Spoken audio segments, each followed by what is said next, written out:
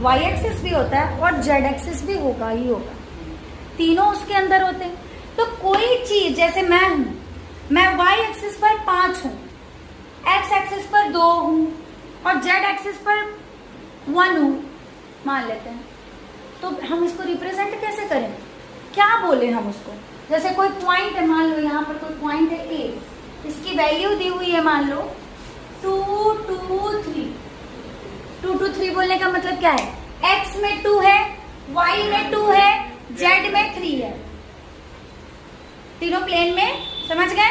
ठीक है, अब इसको जब हम बेटा लिखेंगे ना, तो x को लिखते हैं i के फॉर्म में, क्या लिखते हैं, y को लिखते हैं j के फॉर्म में।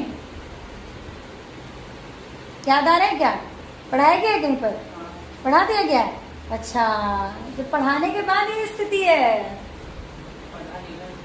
कुछ नहीं पता था, तो सब रखे हुए थे, सब मैडम है ना, जब तक जिंदा है क्या दिक्कत है,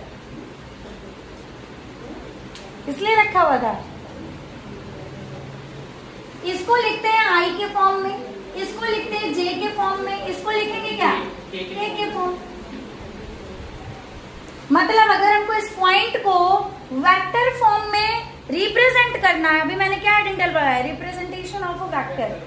अगर मुझे इस पॉइंट को रिप्रेजेंट करना है वेक्टर फॉर्म में, तो मैं क्या लिखूंगी, 2i कैप लिखूंगी या नहीं लिखूंगी, okay, plus 2j cap plus 3k cap.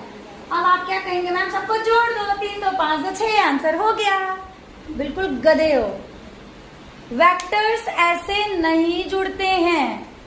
Even मैं बता दूं, वेक्टर आई वाला आई में भी नहीं जुड़ता है सिंपली। आप सोचेंगे ना, यहाँ पर 2i लिखा है, यहाँ पर 4i लिखा है, दोनों को जोड़ देते हैं। बिल्कुल गधे हैं आप जो जोड़ रहे हैं, नहीं जुड़ेगा बेटा, नहीं जुड़ेगा, नहीं जुड़ेगा।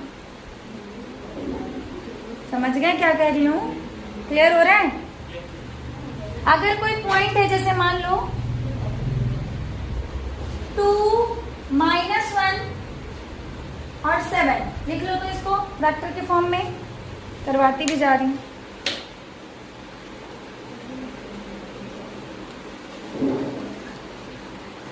-1 और 7,